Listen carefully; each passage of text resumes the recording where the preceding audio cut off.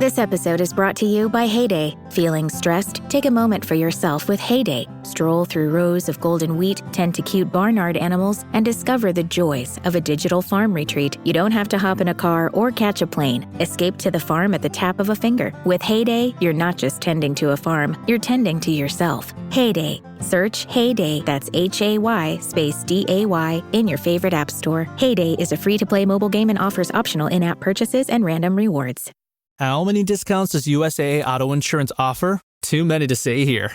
Multi-vehicle discount, safe driver discount, new vehicle discount, storage discount, legacy. How many discounts will you stack up? Visit USAA.com/auto discounts. Restrictions apply. From Touchstone Pictures, a hot new star, a two-bit detective. Every moment they're together is a new adventure in trouble. Compassion. I'm sorry I yanked your ears. All the time you yanked my ears? And gratitude. How can I ever repay you? Who Framed Roger Rabbit? A Steven Spielberg presentation, a Robert Zemeckis film. Don't ever kiss me again. Rated PG. Starts Wednesday, June 22nd at a theater near you. Putting animated characters in a live-action setting and vice versa has practically become a genre all of its own these days. But this groundbreaking 80s flick was one of the first films to use that magic trick as the concept of a full-length feature film. From producer Steven Spielberg and director Robert Zemeckis, the Academy Award-winning box office hit follows a human private eye who must help a zany animated rabbit accused of murder clear his name in an alternate 1947 Hollywood in which humans and toons coexist. So hop on the back of the red car, hold on to your disappearing ink, and don't get dipped in the dip as Nicholas Pepin, Laramy Wells, Bethany Wells, and I discuss Who Framed Roger Rabbit from 1988 on this episode of the 80s Flick Flashback Podcast.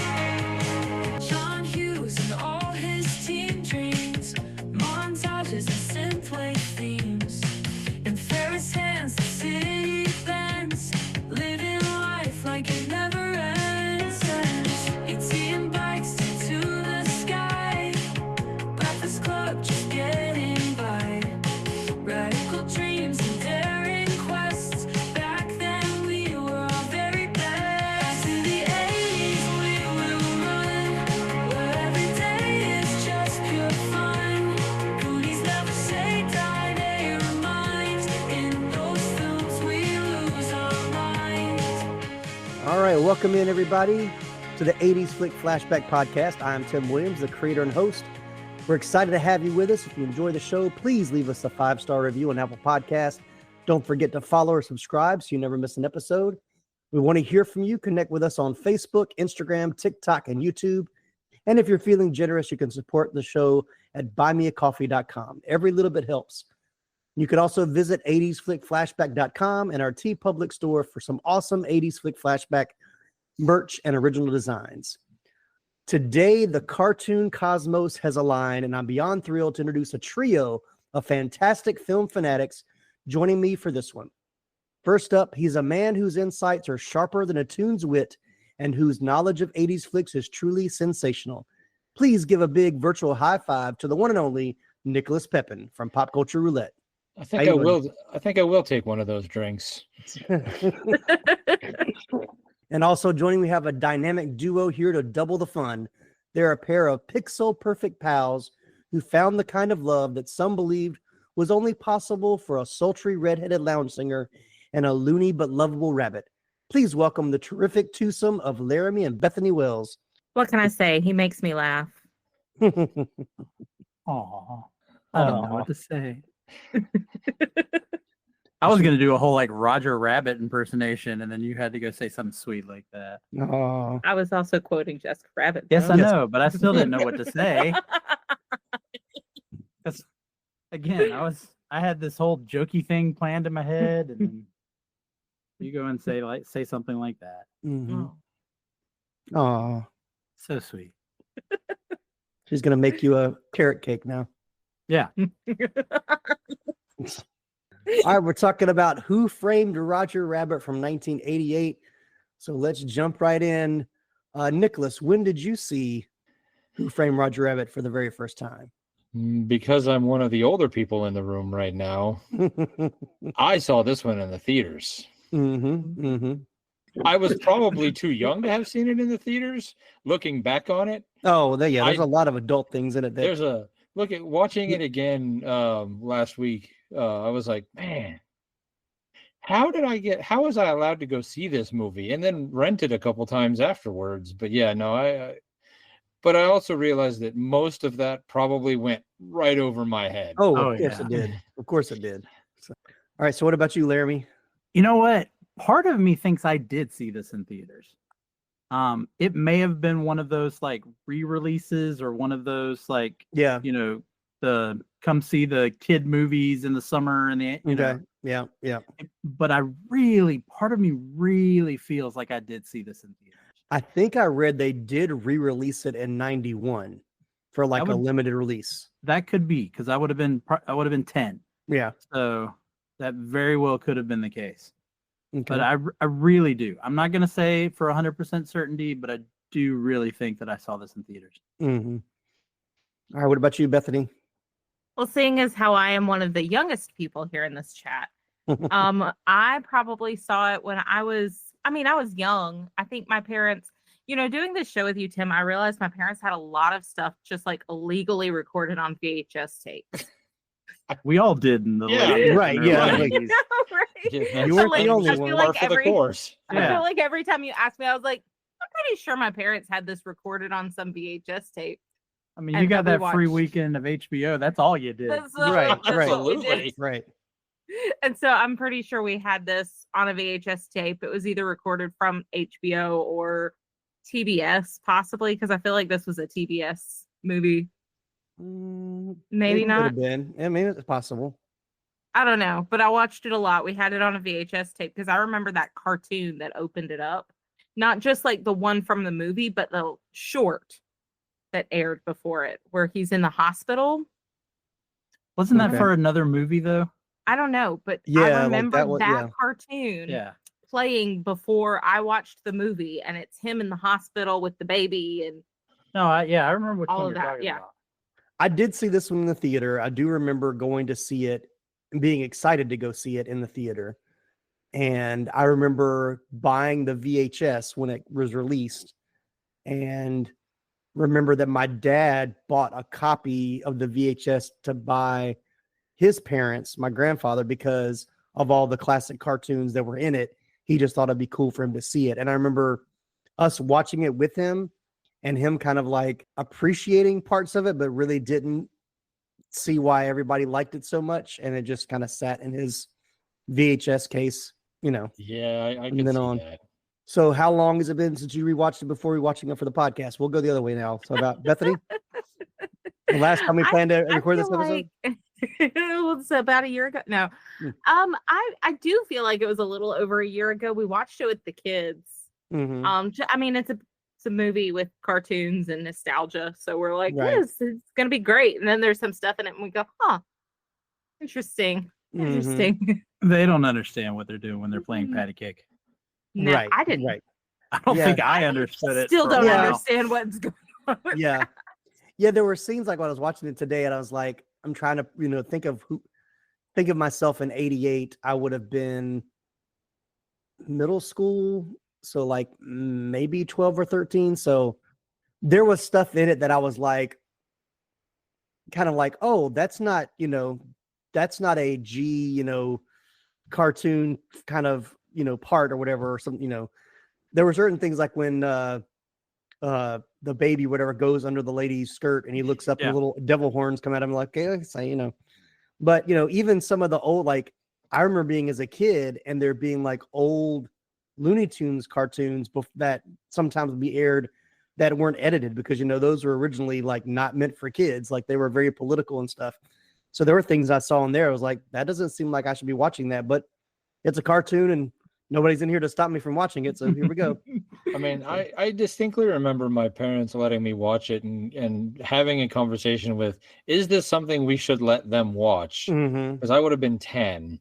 And so that would have been my sister 7. But, I remember them taking us to see it in the theaters because, I mean, everybody was going to see that movie. I mean, it was super popular.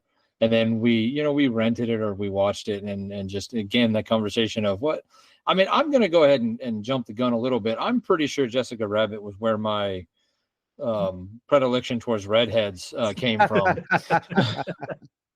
I just didn't know at the time that's where that was coming from. Right. I got you. Yeah, I think I remember like seeing that scene for the first time, like thinking, should these feelings I'm having be towards a cartoon? Like I feel these tingles that I'm feeling. Is this normal? No. So, all right, I digress. All right, you don't know how hard it is for a man to look at a woman drawn. Right, yeah.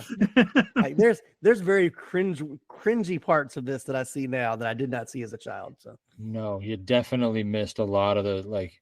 We'll get there as we go, but a lot of parts that I'm like, wait, what? How long for you, Nicholas, has it been since you rewatched it? I mean, I bought it on DVD a while ago. But it was one of those like, because I knew it was one that we had been planning. And then I watched it. I like to try to watch things a couple times before we record. And then I watched it before we were supposed to do it then. So about a year ago, maybe a year and a half, long enough that I had forgotten a lot of the like really adult innuendos that I definitely didn't catch when I was 10 to 12. Right. Yeah, I watched it, the last time we planned to record, everybody knows now, we tried to record this like a year ago and things, schedules happened. But I think I'd watched it before then because I think it was on Disney Plus, and I think I saw it was on there. I was like, oh, I haven't watched this in a long time. I was going to watch it. And but that was the first time I'd seen it in probably 15 to 20 years, probably, because it'd been a while. So, because I mean, I had it on VHS. But I can't say that I watched it a bunch. Like I liked it when it first came out, but rewatching it, it wasn't one that I feel like I would watch all the way through. I'd watch like bits and pieces of it. But yeah. I got a question. Yeah. Were either of you familiar with the video game? I watched this when we were watching this movie. I was remembering the video game, like the Nintendo console video game. I don't really remember. I wasn't allowed to have a Nintendo. My first Nintendo was the Nintendo 64. Okay. So I probably played it over at a friend's house because all of my friends had Nintendos, but I do not remember the game. I vaguely remember it existing, but as for playing it, I doubt. I mean, I might have played it for a few minutes, but I apparently played that game a lot because I remembered a lot of it as because it's pretty much you're just playing through the storyline of the movie, and you had to like collect. But I want to say it was like you had to collect pieces of the will. Like it wasn't the big reveal that you had the will the whole time. You had to collect pieces of the will or something. I don't quite remember, but I don't remember it at all. Like I have a vague memory of maybe like seeing it or. I mean, I don't remember. I don't think I ever played it, but I remember the Roger Rabbit was popular enough that they made other cartoons, the one that Bethany was talking about, for like to run in front of other Disney movies later. Yeah, the one Bethany was talking about aired before Honey, I Shrunk the Kids, which I definitely I owned that VHS tape legally. So Tummy Trouble came before Honey, I Shrunk the Kids. And then Roller Coaster Rabbit actually came before Toy Story. Oh wow! Yeah, because that was like 93 or 95. I saw Toy Story in theaters. November 22nd, 1995, theatrical release with Toy Story. Although it had released with Dick Tracy overseas back in 90. Okay. Then Trail Mix-Up released overseas with some movie called A Far Off Place, which I have never heard of. Don't know that one. That was in 93, but in the US, it was released with A Bug's Life in 98. So those are the three Roger Rabbit shorts. So it had some staying power that they were still showing them that much later after it came out. Wow. I remember the shorts. Like I definitely remember seeing the one before Honey, I Shrunk the Kids, because I know I saw that one in the theaters. When I saw Toy Story, I saw that like later, like at the Dollar Theater. I don't know if they showed it when it played at the Dollar Theater, but yeah. But I think I've seen them, because did they play them on TV as well? Like at certain points, like they. Oh, probably. Oh yeah, they probably had them. Wide They World probably had them. Disney or on the Disney Channel at some point. Yeah. All right, well, let's talk about story origin pre-production. So Walt Disney Productions purchased the film rights to Gary K. Wolfe's novel Who Censored Roger Rabbit shortly after its publication in 1981. Ron W. Miller, then president of Disney, saw it as a perfect opportunity to produce a blockbuster. Jeffrey Price and Peter S. Seaman were hired to write the script, penning 2 different drafts. They admired Chinatown from the movie from 1974, and there were already 2 sequels planned for that film. The first was The Two Jakes, which eventually came out in 1990. The second was to be called Cloverleaf and dealt with corruption in LA undermining the streetcar system so that freeways could be built to replace them. Although it's an animated story, Who Framed Roger Rabbit pretty much tells a story that would have been covered in the never-filmed sequel, with Cloverleaf becoming the name of a company, combined with elements from the book Who Censored Roger Rabbit. So, Laramy, you read the book previously when we were going to record it a year ago. Yeah. Anything you want to tell us about the book? Give us the book history. Or it's drastically different. Yeah. I read a few things that were different. Yeah. I didn't put too much in my notes, but if you want to give us a little synopsis, you can. I mean, pretty much they used the foundation of the book, which is where Roger Rabbit is framed for a murder. Mm-hmm. Should I go ahead and spoil the book?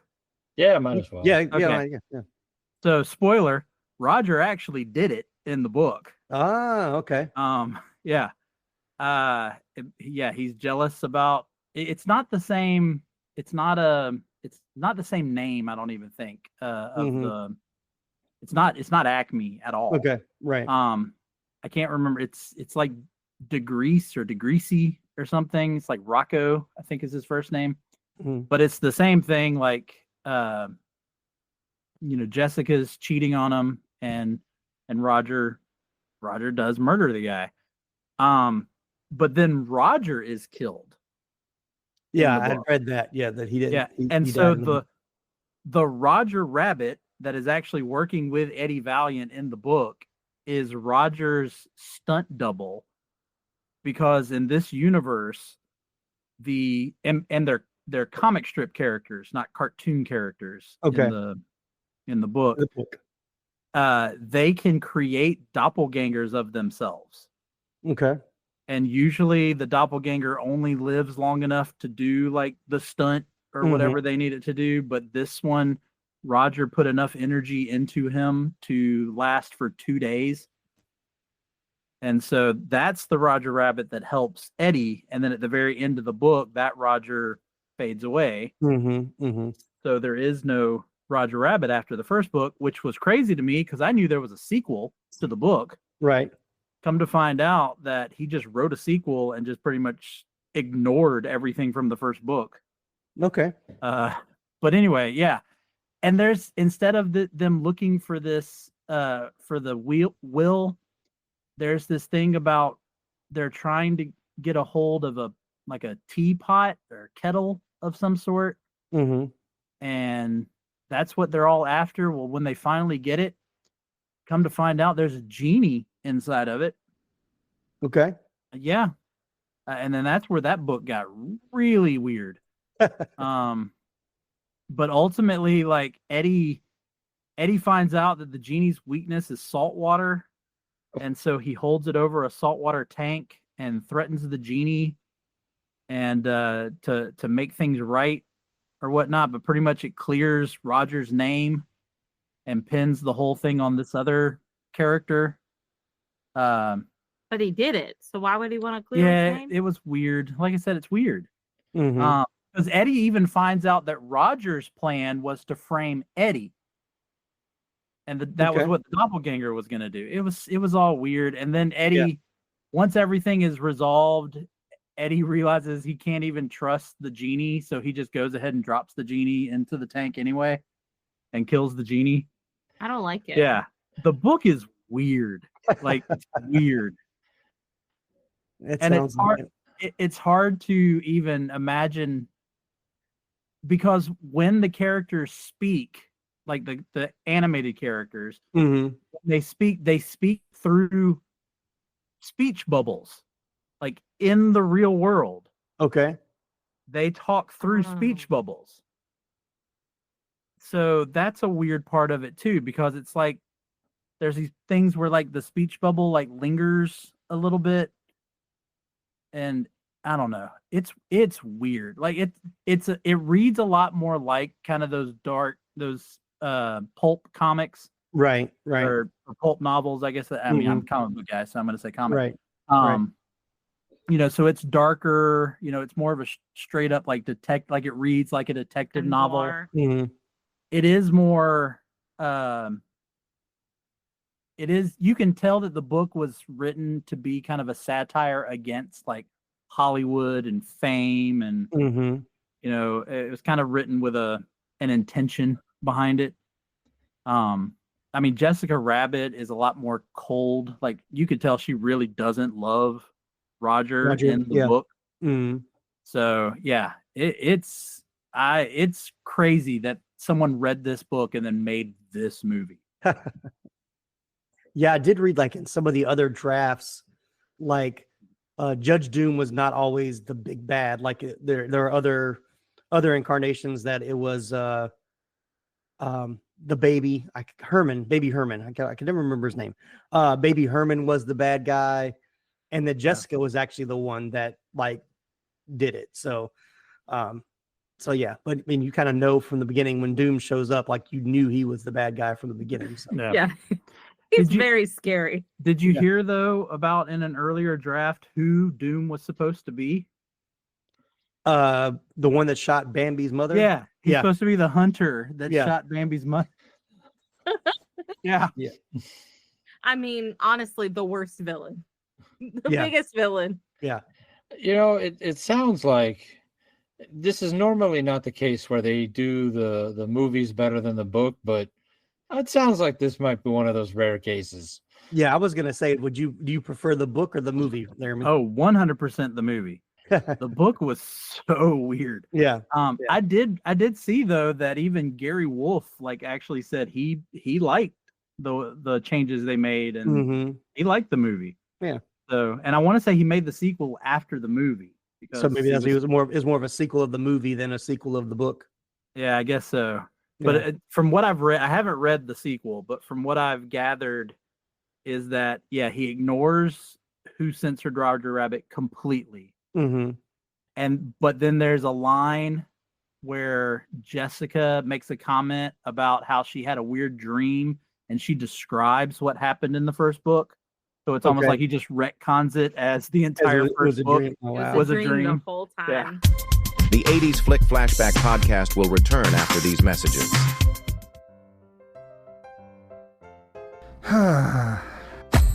What seems to be the problem, pal? There's just so much pain in the world, so many issues. I don't think I can bear it. Hell, friendo, it sounds like you could use a dose of pop culture roulette. Pop culture roulette? What's that? Some sort of pop culture themed podcast or something? That's right, sonny boy. When hope seems far, dive into some PCR. But I already get my entertainment news from Variety. Huh, that's pretty good. If you're a chucklehead, PCR gives you news you need, condensed, unfiltered, and raw, from three nerds who know a little something about something. Wow, okay, sign me up. That's the spirit. Pop Culture Roulette. New episodes every Monday, available on all major podcast directories. Are you a fan of movies and TV shows inspired by comics? Ready for a podcast that dives deep into the thrilling world of adaptations? Well, look no further. Welcome to Moving Panels, the podcast where we discuss movies and TV shows based on, inspired by, and adapted from the world of comic books. This is your go-to podcast for all things comics on screen. I'm your host, Laramy Wells, and every Monday we explore the dynamic universe where ink meets action. We break down the classics, reveal hidden gems, and uncover the creative process behind your favorite adaptations. Subscribe to Moving Panels now on your favorite podcast platform and join us on this epic journey through the pages of comics and onto the big screen. Remember, new episodes drop every Monday. Don't miss out. Moving Panels, where every panel has a story and every adaptation is a blockbuster. Subscribe today, and I'll see you on the other side of the page. Hilton brings you new ways to stay, with experiences that let you capture the glory days. Introducing the Graduate Hotels. Each inspired by local college towns, these stays are always original and never boring.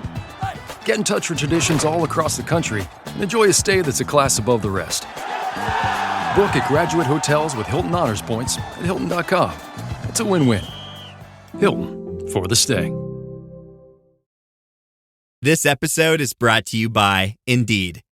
When your computer breaks, you don't wait for it to magically start working again. You fix the problem. So why wait to hire the people your company desperately needs? Use Indeed's sponsored jobs to hire top talent fast.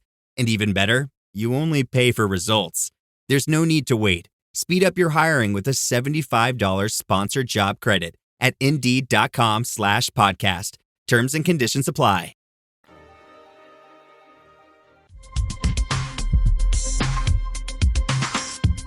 All right, so back to pre-production. So the book was written in 81. Robert Zemeckis offered his services to direct in 1982, but Disney declined because his two previous films, I Want to Hold Your Hand and Used Cars, had been box office bombs. So between 81 and 83, Disney developed test footage with Daryl Van Siders as animation director and actually using Paul Rubens, Pee Wee Herman, as the voice of Roger Rabbit. The project, the project was revamped in 85 by Michael Eisner, the then new CEO of Disney. Amblin Entertainment, which consisted of Steven Spielberg, Frank Marshall, and Kathleen Kennedy, were approached to produce the movie alongside Disney. The original budget was projected at $50 million, which Disney felt was too expensive. The film was finally greenlit when the budget decreased to $30 million, which at the time would have still made it the most expensive animated film ever produced. Which we'll find out later, it was the most expensive because it went to $70 million by the time they finished. Typical Hollywood story there. How much of that was in licensing, though? That's what For real. Yeah. So Walt Disney Studios chairman Jeffrey Katzenberg argued that the hybrid of live action and animation would save Walt Disney feature animation. Spielberg's contract included an extensive amount of creative control and a large percentage of the box office profits. Disney kept all merchandising rights. Spielberg convinced Warner Brothers, Fleischer Studios, Harvey Comics, King Feature Syndicate, Felix the Cat Productions, Turner Entertainment, and Universal Pictures to lend, quote unquote, their characters to appear in the film, with in some cases stipulations of how those characters were portrayed. For example, Disney's Donald Duck and Warner Brothers' Daffy Duck appear as equally talented dueling pianists. And Mickey Mouse and Bugs Bunny also share a scene, which they had to make sure they had exactly the same amount of lines. Screen time. Yeah. Apart from the agreement and some of the original voice artists reprising their roles, Warner Brothers and the various other companies were not involved in the production of Roger Rabbit. Executives at Warner Brothers were displeased by animators using the Daffy design by Bob Clampett and demanded they use the design by Chuck Jones. In response, Zemeckis had separate artists animate Daffy using Jones's design to satisfy Warner Brothers in order to have Clampett's design in the final film. The producers were unable to acquire the rights to use Popeye, Tom and Jerry, Little Lulu, Casper, or Terry Toons characters for appearances from their respective owners. Terry Gilliam was offered the chance to direct, but found the project too technically challenging. Yeah. Robert Zemeckis was hired to direct in 1985 based on the success of Romancing the Stone and, of course, Back to the Future. Disney executives were continuing to suggest Daryl Van Siders direct the animation, but Spielberg and Zemeckis decided against it. Richard Williams was eventually hired to direct the animation. Zemeckis wanted the film to exhibit Disney's high standard of animation, Warner Brothers characterization, and Tex Avery humor. So, I think they accomplished all three of those. Yeah.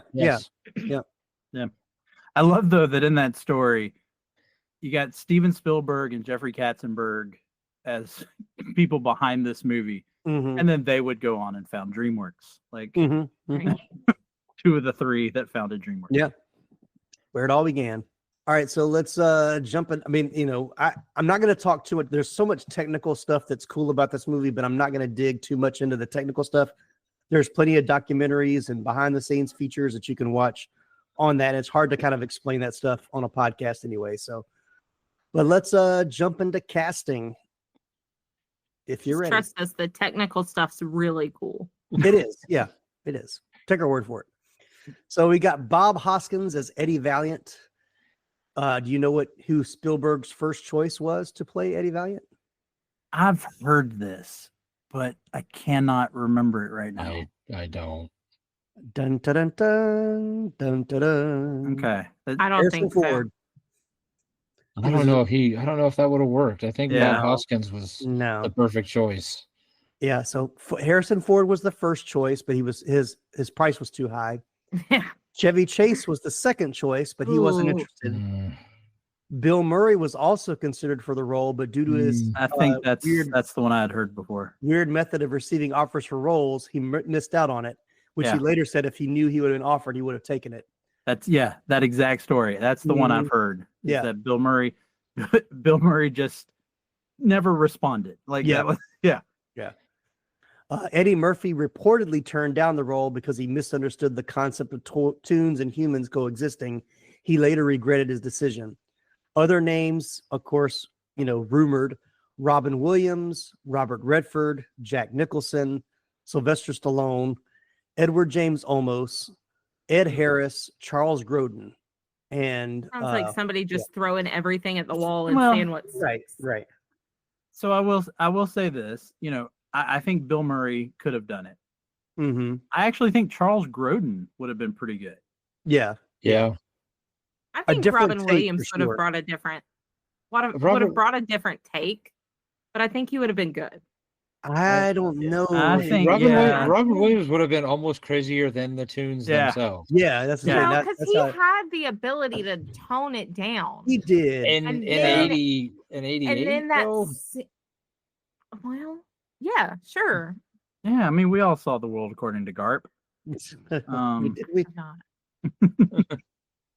Yeah, I mean, if he wanted to do something completely different and play the straight man, because that's pretty much what Eddie Valiant is to Roger through most of it.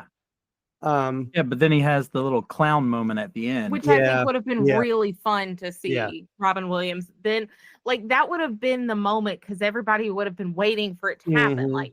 It's Robin Williams next to this crazy cartoon character. He's basically a cartoon character in real life on his own. Yeah. And then it gets to the cartoon moment where he finally gets to let loose. That would have been really satisfying to watch. I just don't know if Robin Williams could have pulled off the, noir detective like Bob Hoskins did. I think Charles Grodin could have done that. I think Bill Murray possibly could have done that. But in a different, I think Robin Williams could have done it because we saw that later in his career. I just don't think 88 audiences would have wanted it. I think it would have worked in his favor in this movie. But maybe. But I would have liked it. Yeah. If AI wants to do that for me. Please don't. No, don't speak that into existence. Right. So ultimately, Bob Hoskins was chosen by Spielberg because of his acting skill and because Spielberg believed he had a hopeful demeanor and he looked like he belonged in that era, which I think is 100% he does. accurate. So a little bit about Hoskins. He's known for intense but sensitive portrayals of tough guy characters. He played lead roles in The Long Good Friday in 1980, Mona Lisa in 86, Mermaids in 1990. He had supporting roles. Supporting roles in The Cotton Club in 84, Hook in 91, Nixon in 95, Enemy at the Gates in 2001, Made in Manhattan in 2002, Snow White and the Huntsman in 2012, and of course he portrayed Mario in the 1993 film Super Mario Brothers, based on the video game, and he also voiced Boris Gusanov in the animated film Balto in 95. So yeah. Yeah, I was sitting here going, "Come on, Tim." I know. When I saw you doing this, I was like, "I'm getting there. Give me a second." Come Bob Hoskins said that for 2 weeks after seeing the movie, his young son wouldn't talk to him. When finally asked why, his son said he couldn't believe his father would work with cartoon characters such as Bugs Bunny and not let him meet them. That's great. It's a cute story. So yeah, I think we all agree Bob Hoskins was definitely the perfect choice for this Mario. movie. Yes. Yeah. It's a me, Mario. Sorry. There's a whole episodes of Pop Culture Roulette dedicated to how Super Mario is one of the worst comic book movies ever made. So, and you talk about Double Dragon in that episode too. We do. Double Dragon got pretty high too, but All right, next on the list, Christopher Lloyd as Judge Doom. Tim Curry auditioned for the role, but was rejected because too scary. Found him too terrifying. Too scary. Yeah.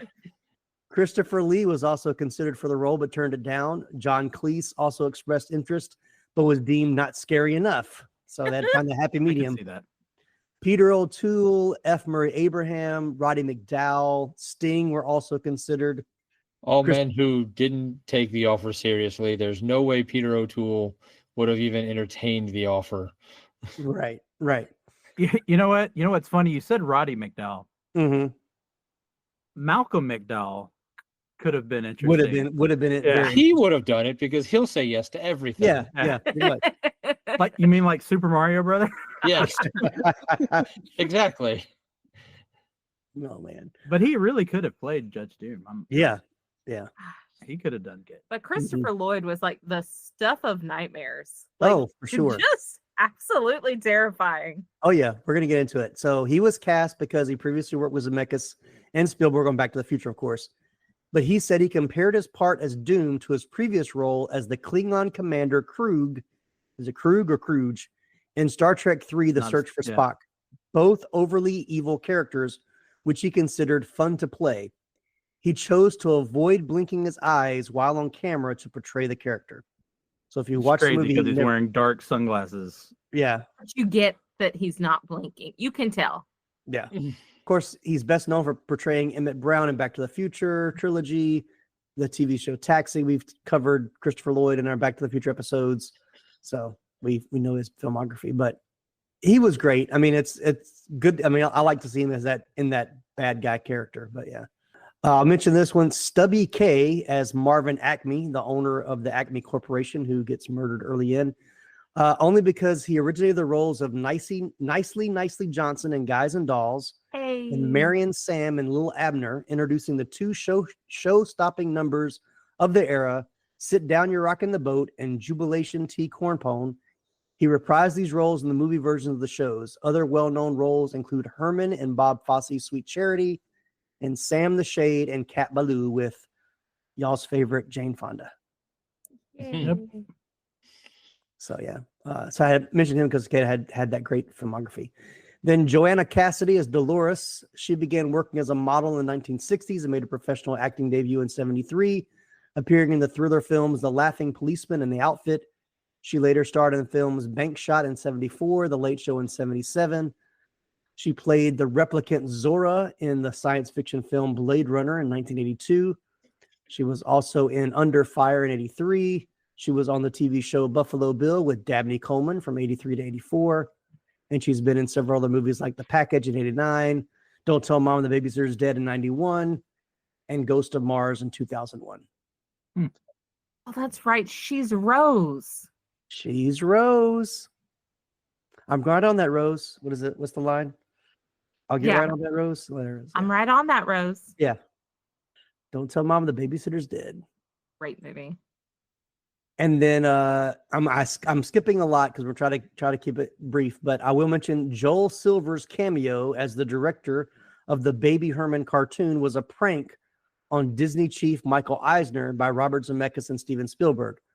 Eisner and Silver hated each other from their days at Paramount Pictures in the early 80s, particularly after the difficulties involved in making 48 Hours in 1982. Silver shaved off his beard, paid his own expenses, and kept his name out of all initial cast sheets. When Eisner was told after the movie was complete who was playing the director, he reportedly shrugged and said, he was pretty good.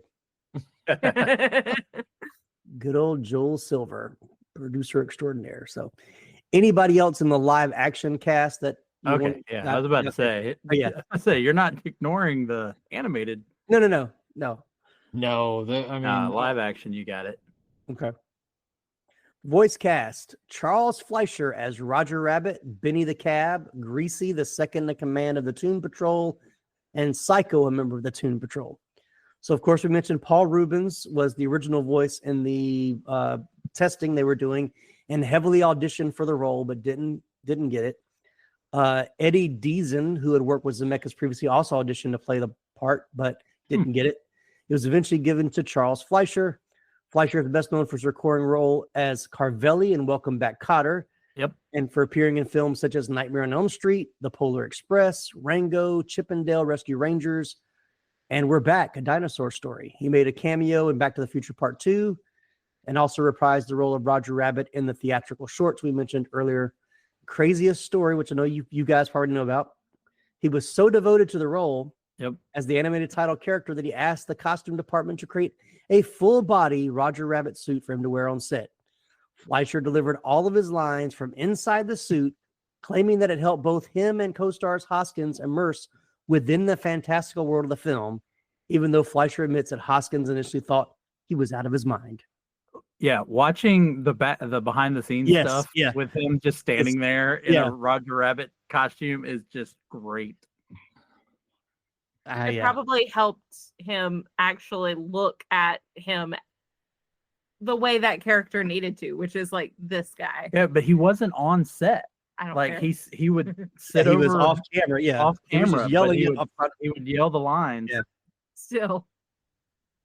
Yeah, and Bob Hoskins talked about like he didn't work again for like a year after this because he said spending 8 hours a day like imagining these characters. Yeah. He said you start hallucinating like what you think they're going to look like. And he said he would be at parties talking to a lady with a hat on and thinking there's a fox coming out of the hat because he'd been like so much trying to imagine these fake things in front of him. So yeah, he was so good at it though. Yeah. Oh, for sure. Like, considering that even nowadays when they do, the CGI meets real world, there's always the dead stare. I guess is the best way to call it, where you can tell they're not looking directly at this fake character.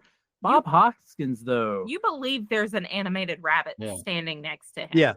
Yeah. Right. And this would have been, I mean, you talked about it already. This would have been one of the first times that this thing was being used. I mean, CGI or blending animation with live action was just, I mean, now it's just ubiquitous, but back then this was I mean, I'm sure that's why it was so, I mean, as big as it was a novelty. I mean, it was like, wait, they have figured out how to do that? Yeah.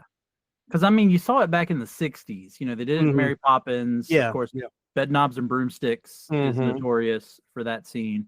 Yeah, but I mean, there really wasn't a lot of it. And there's such a massive difference between what they did with Bed Knobs and Broomsticks and Mary Poppins to what they did here, that I think there was part of it was just like, wow, they made it look like they were really animated characters interacting with live action characters.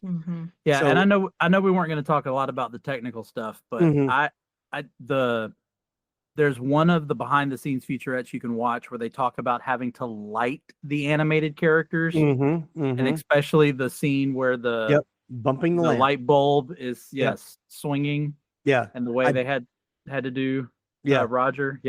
I did have this in my notes for later down, but so for the movie, animation director Richard Williams set out to break the 3 rules that previously were conventions for combining live action and animation. First, move the camera as much as possible so the toons don't look pasted on flat backgrounds. Second, use lighting and shadows to an extreme that was never before attempted. And third, have the toons interact with real-world objects and people as much as possible. And this is what you were talking about a second ago, Laramy. When Eddie takes Roger to the back room of the bar where Dolores works to cut apart the handcuffs, the lamp from the ceiling is bumped and swinging. Lots of extra work was needed to make the shadows match between the actual room shots and animation. Today, quote unquote, bump the lamp is a term used by many Disney employees to refer to going that extra mile on an effect just to make it a little more special, even though most audience members will never notice it. Yeah. Which once again, I never would have love noticed subtle that. stuff, though. Yeah. But it's I what never makes would it have noticed that. real. Yeah, It's exactly. what makes it real. Exactly. So, yeah. Yeah. But I yeah, mean, even some of the moments where with some of the special effects, practical effects, mm-hmm. where like when Eddie's got Roger underwater in the Mhm. sink, Mhm. and it's not Roger, it's when the weasel splashes the water. Yeah. Like that practical effect just Mhm. makes that whole scene on a whole nother level. Mhm. And Mhm. but it's those subtle things like Roger bouncing on the bed, and not only does the bed shake, but you see the imprints of his feet Mhm. as he's bouncing. Like, yeah, it's so good. But Yep. we were talking about cast. We should probably go back to cast. That's right. Yeah, we're good.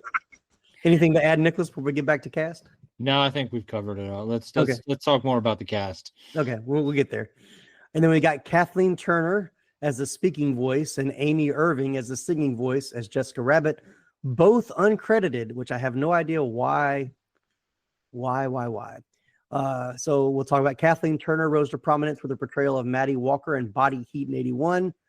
She worked solidly through the 80s in films such as The Man with Two Brains in 83 with Steve Martin, Romancing the Stone, 84, Pritzi's Honor, The Jewel of the Nile, Switching Channels, Accidental Tourist, War of the Roses in 89, Peggy Sue Got Married, 86, V.I. Warshawski in 91, Serial Mom in 94, Marley and Me in 2008, and Dumb and Dumber 2, 2014. But yeah, she was the perfect voice. She was also 9 months pregnant when she was recording the voice of. No way. Yeah, Good for I have her. heard that. Mm-hmm. The Chandler's dad, everybody. Yeah, exactly. Yeah. And then Amy Irving, who did the singing voice, made her feature film debut in Brian De Palma's Carrie in 1976. Had the lead role in The Fury, a 1978 supernatural thriller. I don't think that's the same Amy Irving. According to Wikipedia, it is. Well, I think Wikipedia is wrong. There's no way that because I had, when you said Amy Irving, I said that can't be the Amy Irving from Carrie. I'm pretty sure it is, though. That was singing, the singing voice? Because she is listed as a actress / singer on Wikipedia for In her 1980 stage and film work. She was cast in Barbra Streisand's musical epic Yentl in 83. She was nominated for Academy Award for Best Supporting Actress. IMDb has a different Amy Irving listed. Oh. And she's only known for which Who internet Framed is Roger correct? Rabbit, though. Yeah. So what part of the internet is correct? Mm-hmm. I mean, I'd love for it to be the Amy Irving from Carrie. So Amy Irving, if you're listening, please let us know which one you are. Are you the IMDb Amy Irving or the Wikipedia Amy Irving? Jessica Rabbit was based exactly on 4 movie femme fatales. Writer Gary K. Wolfe had based Jessica primarily on the cartoon character Red, Tex Avery's vixen from Red Hot Riding Hood in 1943, who performs a musical number in Red Hot Riding Hood, as Jessica would do at the Ink and Paint Club. In addition, animation director Richard Williams said he based Jessica mostly on Rita Hayworth in Gilda from 1946, Veronica Lake for the peekaboo hair, and at the suggestion of Robert Zemeckis, quote-unquote, the look trademark of Lauren Bacall. Vicky Dugan has also been named as inspiration for her look. Jessica I can Rabbit. definitely see the Rita Hayworth. Several voice actors made cameos as the voice of the characters they have played before. Those would be Tony Anselmo as Donald Duck, Wayne Allwine as Mickey Mouse, and Mel Blanc as Bugs Bunny, Daffy Duck, Porky Pig, Sylvester, and Tweety Bird. Most noticeably was Mae Questel as Betty Boop. Mae did Betty's voice from 1930 until the character was retired in 1939. She then became Popeye the Sailor's Girlfriend, Olive Oil. You still got it. Boop, boop, be doop. I loved Betty Boop. Mm-hmm. All right. Anybody else from the cast? There were a lot of voice actors that did small things, but I mean, I didn't really go into the voice acting side of it. I just I didn't know if we were going to talk about the various different tons of animated cameos just in the background of stuff. Yeah. So. I almost put that in there, but it was the list is huge. I mean, it's chunks of of names. So yeah, I didn't even write any of it down. I was just gonna. I mean, it was just Mhm. and stuff that I caught this time that I Mhm. would have missed the time before, like when they're just walking around the studio. They had all the cows for the casting call. Mhm. And like I was like, those are all the Clarabelle cows, and those are all the there's the all the Fantasia stuff, and Mhm. Yeah, lots of nods in the background for sure. So yeah, I love when the mops are cleaning up and the guy on saxophone is playing the song from Fantasia. Yeah. I always got super excited about Betty Boop. That I know it's a little more than a cameo, but it's just such a cute, because for some reason, like, I was obsessed with those cartoons when I was younger. Like, I just loved Betty Boop cartoons, and to see her in the movie, I was just like, ah, it was just, it's fun. And it's just cute. And it makes sense that, they would be friends. It's just a cute idea that the two of them would be friends. Well, and then we talked about Mary Poppins, having the penguins be the waiters, just like they were in the supercalifragilisticexpialidocious part of Mary Poppins. How do you spell that? Nope, not gonna do it. Yeah, I think the animation director said that, like, in his mind, that's where they found those penguins, was to have them in Mary Poppins. They found the animated penguins at the bar, trying to tie those two things together. All right, let's talk about iconic scenes. When someone says "Who Framed Roger Rabbit," what's the first scene that pops in your head? I mean, there's dueling pianos. Okay, that's got to be up there towards the. I mean, just seeing Daffy and Donald just go at it and like playing the piano and then just beating each other. Like, that's one of them. The introduction to Benny the Cab, I think, is pretty good. I mean, iconic scenes is clearly Jessica Rabbit coming out and singing the first song. Oh, and Doom dipping the shoe into the dip. See, now that scene is on my list to talk about for a different reason, though. Yes, but we are talking whether it is because it traumatized a whole generation of us. It is still iconic. Yeah, all right. Fair enough. Yeah. I don't know. Mine was another Jessica Rabbit scene. I was always like intrigued by the scene where she comes in to like visit him. Like she comes into his office and is like super flirty, but also vaguely threatening. And then she leaves, and then his girlfriend walks in, and he's just like an idiot with his pants around his ankles. And I don't know. Because he hadn't got his suspenders on yet, so yes, but still, like, it's very calculating of Jessica Rabbit to like put him in that position, because he screwed her over, so she turns around and does the same thing to him, and it's just really, it's a funny scene, but also like exciting, and gets the movie started. Again, the shoe into the dip was always one for me. Honestly, just the like first big interaction between Eddie and Roger, I think, has always stuck with me. Because I mean, that shot of Roger kissing Eddie is like on anything that just shows a blurb of that movie. It's usually that shot. Yeah, there's a few scenes like we mentioned. Like, of course, Jessica Rabbit's introduction. The scene, like, kind of in that back room when he's trying to saw off the handcuffs. Yeah. Is that, would this help? And he takes his hand out, like, you mean you could have taken it out at any time? No. It was funny. Only when it was funny. Yeah. So that.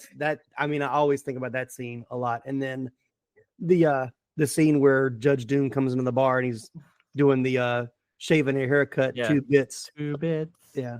So that, I always remember that. So what about favorite scenes? I will say the scene, I don't know. I just love the idea that Mickey Mouse and Bugs Bunny are friends. And like, Mickey Mouse is too good to be the one who plays tricks. Right. But he really loves it when Bugs Bunny does it. Right. Go ahead and let him have it, Bugs. Ain't I a stinker? It's just that idea that it would be that he's too good to like actually be bad, but like he's like you should do it.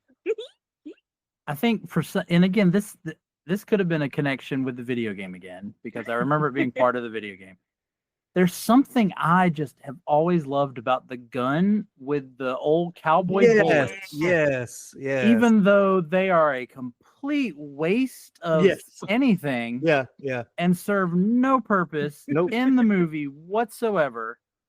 They solve nothing. It is still one of my favorite parts of that movie. With those old classic Western stars voicing them too. I can't think of any of their names, but I do. As soon as like 3 of them speak, I'm like, I know. I'm picturing. I'm picturing who that is. Yeah. Oh yeah. Yeah, I love it when he shoots the one up in the air and it's flying up, and then it takes out the tomahawk, and then breaks the bottle. Breaks the bottle. Yeah, my favorite bits. What about you, Nicholas? I mean, there's just so many little like the technical scenes, like we talked about with the weasel slapping the water, or Roger breaking plates over his head when the record is skipping. Right. It's just like watching it now, realizing how much of a technical marvel that movie was. I mean, now, it's beat a dead horse, but we're so used to it now. Like every Marvel movie does it now. Oh yeah, and it's just we're so used to seeing it, but seeing it done in '88 and seeing it done so seamlessly is just what's crazy is that it's when the comic book character, or can I say comic book, when the cartoon characters are shown from a distance is when they look the worst. When they're close up, it's great. But there were shots of when you're seeing, Roger and Jessica hanging, and it's from a distance. Yeah, and I'm like, that animation looks horrible. Yeah, and then there's another one too when when they're in Maroon, what's his name? Maroon's office, showing Roger the pictures of the patty cake. And like the way he's sitting at the chair, I don't know if they made him look distressed because he was distressed, but the animation looks really funky there. Like it doesn't look clean. And that always, I probably didn't notice it the first time, but as I've watched it the last couple of times, it's like maybe because your focus isn't supposed to be on him because he's not the one that's talking. But it's just like the animation just looks really not good. I've always thought Jessica looked weird in those pictures too. Yeah. She does because, good point, those pictures were done in pre-production before they finalized her look at the end. So she does, there are some differences, but they had to leave it in because the They'd already gone over budget. Yeah. But the biggest challenge was they filmed everything, all the live action was filmed first. So no animation was done until after. Yeah. But they said if anything was cut or changed, meaning you couldn't just trim a little there. They would have to completely like scrap everything they had done, reanimate, and redo it again. So some stuff they just had to we just have to leave it in. So yeah. And I mean, to talk about the patty cake scene because you brought it up earlier. Yes. So, all right. I was noticing like they really were playing up how dirty it was supposed to be. Like when Valiant is watching it, you're like, oh man, what is going on there? What you're hearing, what you're hearing, and then you see the pictures, and it's like, no, they literally were actually just playing patty cake. Yes, yeah. Which is what makes his line even funnier. You got to be kidding me, like, But they still like react to it on the same level as if it were something filthy. Yeah. Maroon says, Maroon's like, don't worry, Roger, you're not the only man whose wife played patty cake with someone else or something like that. But I love how they use the pictures and Roger flipping through them so fast that it actually makes them animates them. Animates them. Yeah. But going back to the animation and how well it was done, I think going back, how the movie opens drew you in from the beginning. Like it started as like a typical cartoon that I would have watched as a kid. Tom and Jerry-ish, where it's just like so many crazy things happening and trying to like save the baby or whatever. But I remember just watching that scene and just laughing hysterically because all the crazy things or zany things happen. and then for the refrigerator, whatever, fall on his head. They open the refrigerator and it becomes real. Yeah. I mean, that was just like, that would be to us, like our generation, what Wizard of Oz was when it went from black and white to color. Right. Like I put those two films on the same level of like changing how we looked at films. Yeah. And what a great way of like establishing the world in that moment of just like, this is just like any other kind of movie set thing that you're used to seeing portrayed. Mm-hmm. And he screwed it up because the things going around his head are wrong. Right. Yeah. And that is so funny. Mm-hmm. And it always, that scene this time I watched it, I was like, why do they care so much that they're birds and not stars? Like, it ultimately doesn't matter. Like, but they were like, but that's not what's scripted. And I was like, but it's still like, Mm-hmm. Well, and then there's the implication that that's the like 20-something time they've done that scene. And he keeps getting it wrong. And then they call, because I don't think I caught on to this the first time. At the end, he gets hit in the head and they're finally stars. And he goes, look, stars. Yeah. Ready when you are, Raul. Yeah. Yeah. Yep. I will say, though, as great as the animation in the real world is, I am so glad the Toontown scene is not longer. Yeah. Because it does not look good for Eddie to be in Toontown. Yeah. It is funny because watching it again today, it was like you felt like the whole first half of the movie was to get him to Toontown, like being the big reveal of what it's like in Toontown. And like watching it now, it's like it's really not that great. Like it's just it didn't that part doesn't hold up as well as other parts of it. So, but hey, Eddie Valiant stepped into Toontown so that Brad Pitt could step into Cool World. That's sure we can say that. Gonna bring up Cool World, are we? Yes, I am. I would think Michael Jordan stepping into Space Jam. Cool World came first, though, so there was a bridge there. Yeah. Any favorite lines or any? We don't typically talk about lines, but I have one that has always been my favorite line. Let me go ahead. Yeah. So I love it. It's the two-part with Roger. Eddie says something about the probate, and he said, probate. My Uncle Thumper had a problem with his probate. He had to take these big pills and drink lots of water. Not prostate, you idiot. Probate. Once again, a joke that went over my head as a kid, but it was still funny. But now that I'm an adult, makes it even more funny. So yeah. That's always been like my all-time favorite line from the movie. I always like it was what I almost said, and then I decided to throw Laramy off by complimenting him. But it's the Jessica Rabbit saying, "I'm not bad. I'm just drawn that way." Of course. Very iconic. We could have almost made that one of the iconic scenes, but yeah, for sure. Yeah, I think it was on one of those lists of the most iconic lines or most memorable movie lines.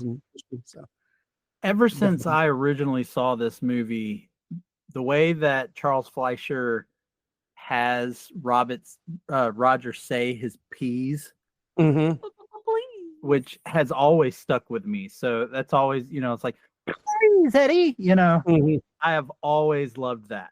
So anytime he does that in the movie, that's one that I'll say that's my favorite. It scratches the brain itch just right. That's kind of how he got the role, because they wanted him to come up with some kind of signature hook of some sort. Yeah, and he had done something similar in like a different animated movie, so he'd kind of combine those two things together. So, all right, let's jump into some scenes and trivia, and if we come up with any other things. In designing Roger, we talked about this for Jessica Rabbit, but for designing Roger, Williams wanted to incorporate elements from classic animation. He has expressed that Roger's meant to embody the production caliber of Disney, the character design of Warner Brothers Looney Tunes, and a personality and sense of humor of animator Tex Avery. Furthermore, Roger's anatomy and attire can be broken up by studio influence.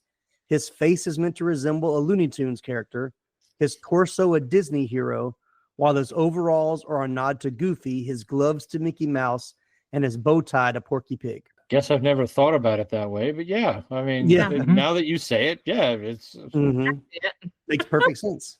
Who Framed Roger Rabbit subverts the old maxim about cartoon characters never dying by introducing the one thing that proves fatal to them all, the liquid concoction known as the dip.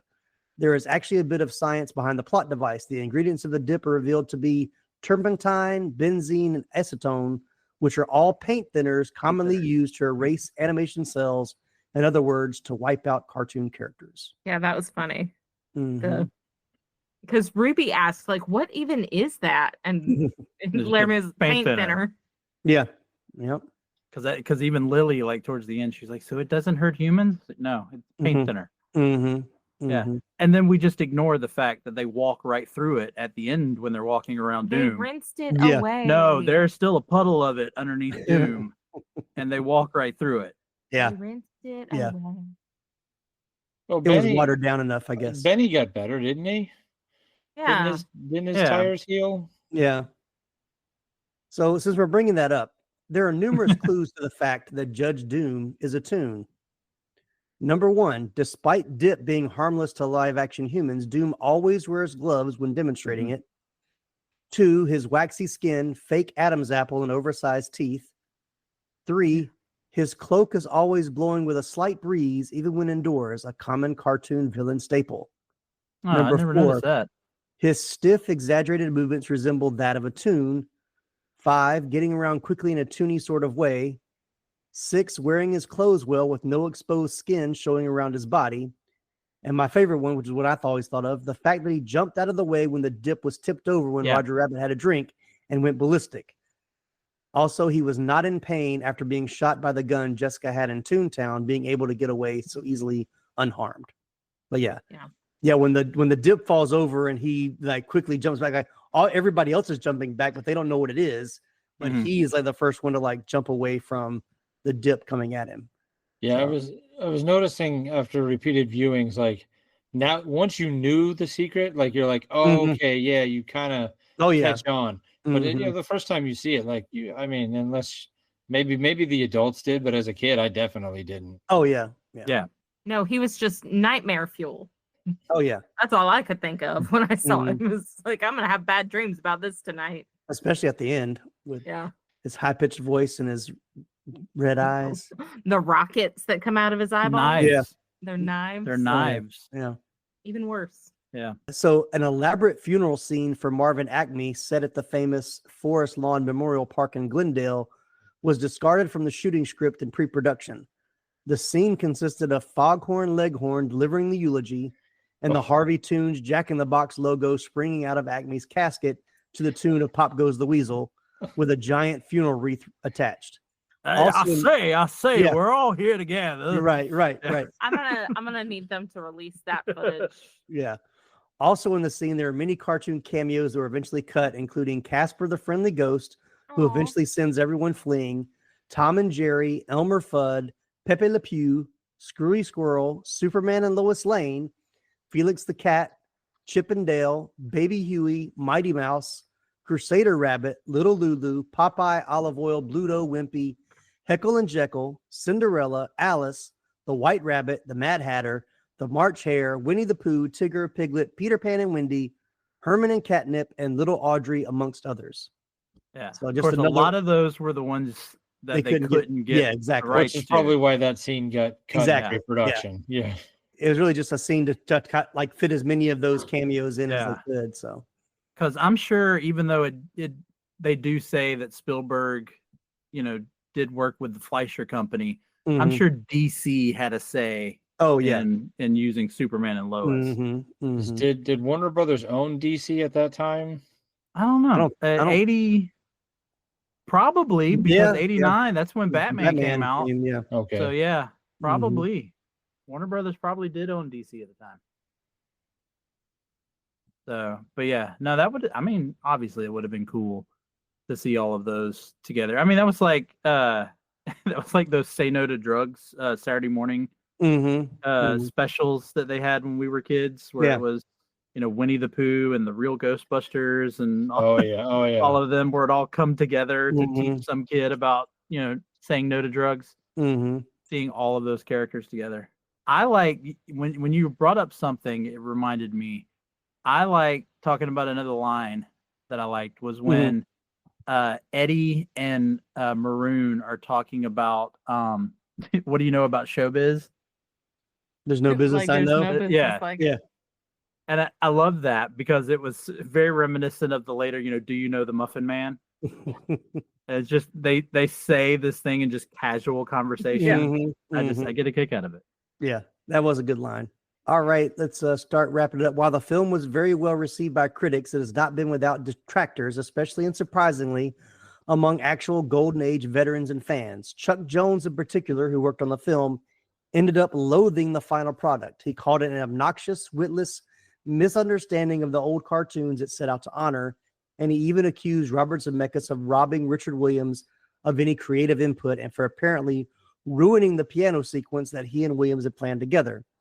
Cartoon historian Richard Berrier derided the animation direction as disastrous, and Frank Thomas of Disney's Nine Old Men was strongly disappointed in Richard Williams' failure to have any actual pathos come from the main character himself. John Kricfalusi, maybe, has also not spoken highly of it, thinking it had great animators, but was misdirected, filled with takes and zany movement, but no character or wit. It didn't have their support.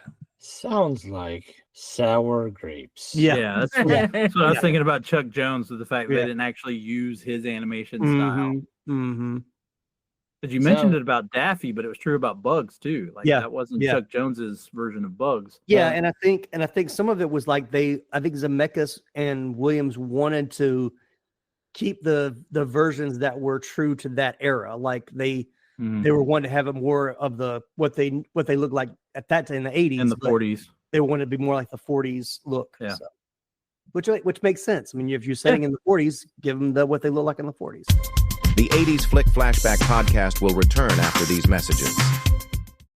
What's up, dudes? I'm Jerry D of Totally Rad Christmas, the podcast that talks all things Christmas in the 80s. Toys, movies, specials, music, books, fashion, and fads. If it was gnarly during Christmas in the 80s, he's got it covered.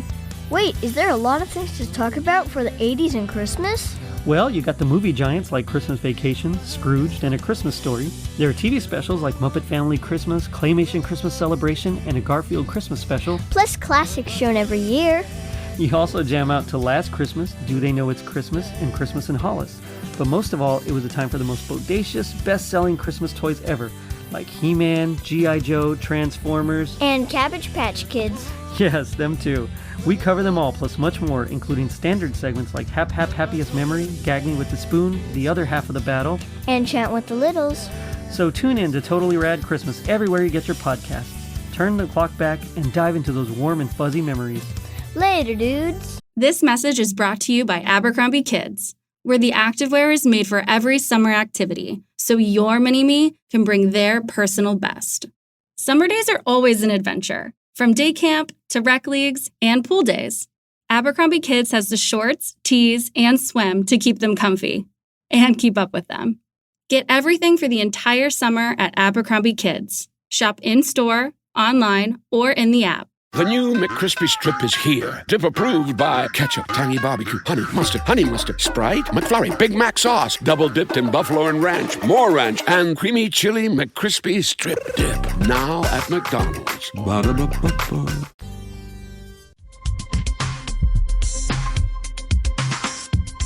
All right, box office. Who Framed Roger Rabbit debuted in North American theaters on June 22nd, 1988, and easily took the number one spot at the box office with no other new releases to compete with it. It was Disney. Yeah. Nobody wanted to go up against Roger Rabbit at that point. It was Disney's biggest opening weekend ever at the time of its release. It went on to gross $154 million in the United States and Canada and $197 million internationally, coming to a worldwide total of $351.5 million. At the time of release, it was the 20th highest grossing film of all time. It was also the second highest grossing film of 1988 behind Rain Man. So Tom Cruise wins again. Man, just to think though that this came out the year before the Disney Renaissance. Yeah, exactly. Yeah. Like, yeah. Yeah. That's crazy. Mm-hmm. but it almost funded the Disney Renaissance. Yeah, no Yeah, kidding. right. Yeah, to say it might I sounds mean- like that because I mean, obviously, you know, Well, I'm sure they were already working on Little Mermaid at this point, though. Right, Being yeah, 88, yeah, and then that yeah. would come out in 89. Mhm. So they Yeah. had to have Yeah. already been working on it. But I think, I mean, they must have known pretty early. I mean, you know, the fact that nobody counter programmed it and tried to put something else out the same weekend, Mhm. it must have been pretty clear that they knew they had a hit on their hands. So they were Oh, yeah. probably, you know, banking on making money and funding the renaissance that was about to happen, or Mhm. hoping that, you know, they were hoping was about to happen. Yeah, funny you should say that. I did have this note. The first test audience was mostly 18 and 19-year-olds who hated it, and most of them walked out in the first 5 minutes. Robert Zemeckis, Losers. who had final cut, said he wasn't changing a thing. He's like, that's not my audience anyway. He wasn't going for 18, 19-year-olds. So Our primary audience is 10-year-olds and 40-year-olds. right, exactly. And nothing in between. hmm Kids and their parents. That's Right. All right, we've come to our new segment where we take a look at how well this 80s flick holds up today. The all-new rewatchability nostalgia meter is our way of measuring how enjoyable a film is for repeat viewings, along with the waves of nostalgia it brings. Here's how it works. It's a 1 to 10 scale. Any number between 1 and 10 will do. Here are a few parameters to help you decide. At the bottom at number 1 is I saw it once and that was enough. Right in the middle at number 5, a good rewatch every couple of years, or the highly rewatchable and full nostalgia at the top, number 10. We'll start with Nicholas. Where does Who Framed Roger Rabbit rank on your rewatchability nostalgia meter? I think I'll give it a 7. Okay. I mean, Solid number. It's a good solid 7. Mhm. You know, and it's not one I'm gonna rewatch all the time, but it Mhm. is like now that I've watched it a few times, like it holds up. Like, I mean, it obviously there's a few things that are a little bit cringy based off today's day and age, but you know, whatever. Like, I mean, it's what I grew up with, so I'm kind of used to it, you know. Mhm. So, but yeah, I would say a good solid 7. Like, I'll probably rewatch it. Maybe not like every year, but every couple years. you Yeah, know. I can see that. So I'm going to probably give it just a little higher. I'm going to give it an 8. Okay. I think it's very rewatchable. Like the jokes in it, other than the stuff like Nicholas was saying, that was cringy, but like the jokes in it are still really funny. And there's just something really charming about how the characters interact with each other. And I just feel like even though I've been watching this movie for as long as I've been alive, basically, Mhm. is you still get excited when you see certain characters. You're like, oh, there is Dumbo. Oh, look, there's Mickey Mouse. There's Minnie. It's exciting. Mhm. It gets, and it kind of brings you back to that like childhood feeling of like getting excited to see your favorite cartoon characters. And so for that reason, like it's a nostalgia, it's genuinely an enjoyable movie. So I'm Mhm. going to give it an 8. Yeah, Very I was good. right. I was right there. I was thinking 8, and for a lot of the same reasons. Mhm.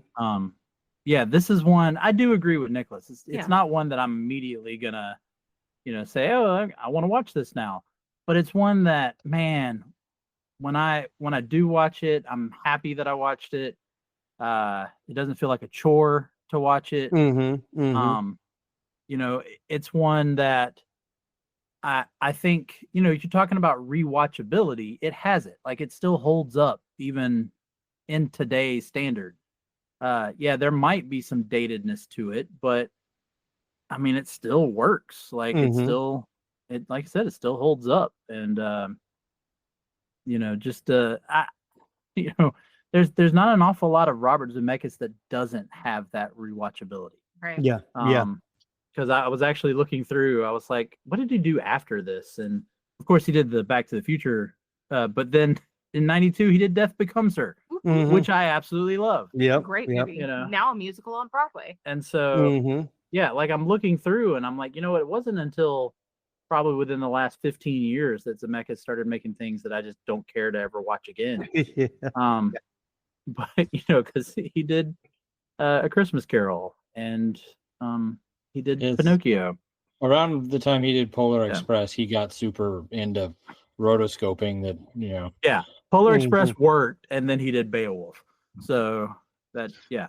but still, like, Zemeckis has this thing, like Bethany said, of hitting that nostalgia part of you. That even if it is a movie that you don't watch an awful lot, when you do watch it, like, you enjoy. There's something about it you enjoy. And that's even true, like, for some of his more serious stuff, like Contact is a movie that I do not think of a lot. I forgot that he directed that. Yeah, but if I ever do watch it, like, I enjoy it. So yeah, it may be a little bit of a Zemeckis bias on my part, but again, like I talked about, this video game I remember fondly as a kid. So there's a lot about this. I would definitely watch this movie over ever reading that book again. No offense, Mr. Wolf. Very good. Yeah, I'm right there with you guys. I think I was like 7. I was kind of going between like 7.5 and 8. I think I'll go with 8 because the nostalgia is very high for me. Like I said, I have fond memories of seeing in the theater.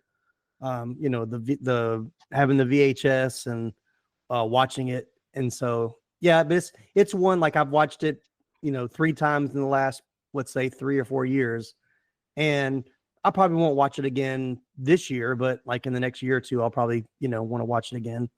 So it definitely, it has its parts that hold up for sure, and it's enjoyable, like all the reasons you guys already said. So, well, thank you guys for joining in. So what's going on with your podcast, Laramy? What's going on with Moving Panels?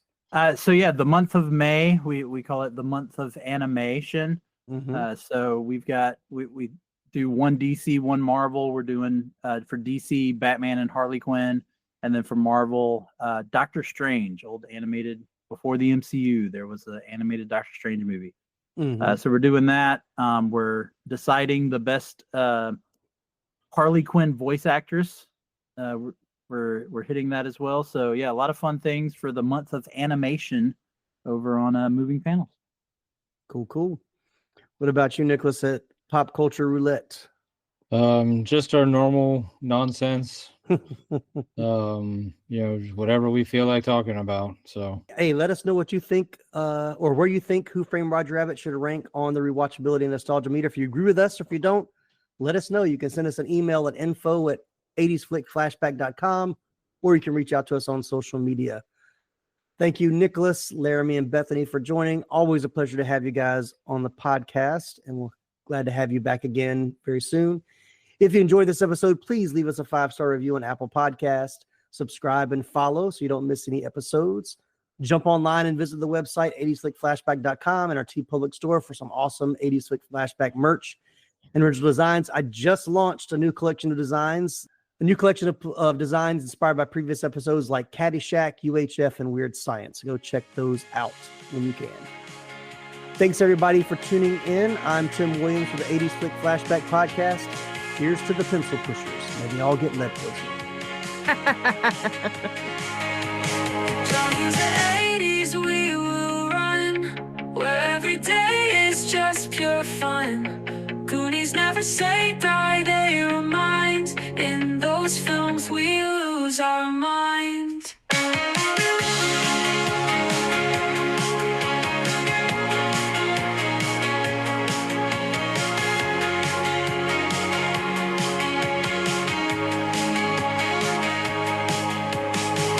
John Hughes and all his teen dreams, montages and synthwave themes. In Ferris hands, the city bends, living a life like it never ends. You're still here?